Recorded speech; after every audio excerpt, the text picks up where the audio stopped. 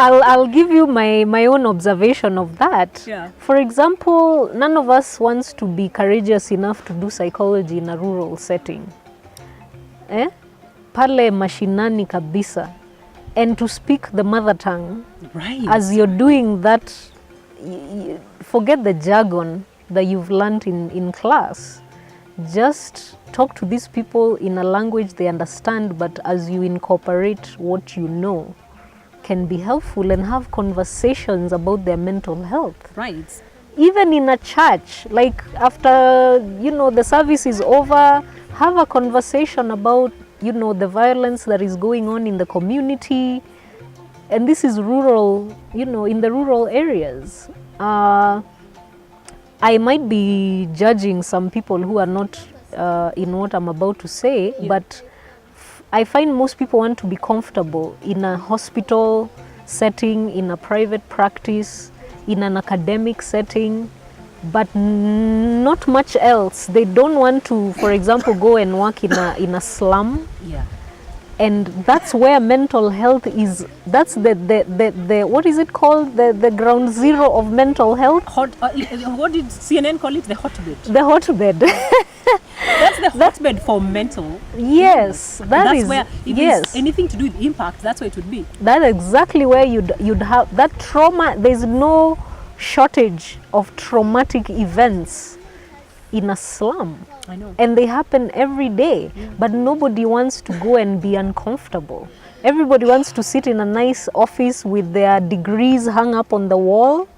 And yeah. Where do we get that though? Where do we get it from? I also think it's, I don't want to blame westernization for everything, but we are taking westernization a bit too far in not even the ways that it was intended.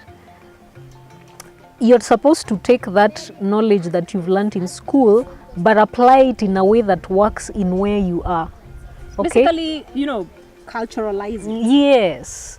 Don't just copy and paste. But a lot of us are copying and pasting. But remember, the people who are in the West who are doing this the way it is can sit in an office because their rural areas don't have slums.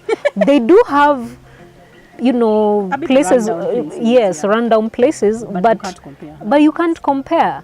Here you have to go to the community and talk to them standing or sitting on a three-legged stool. You're not going to find a nice, office with I don't know what and what. So what needs to happen? I mean, so the problem is in the training. Mm-hmm.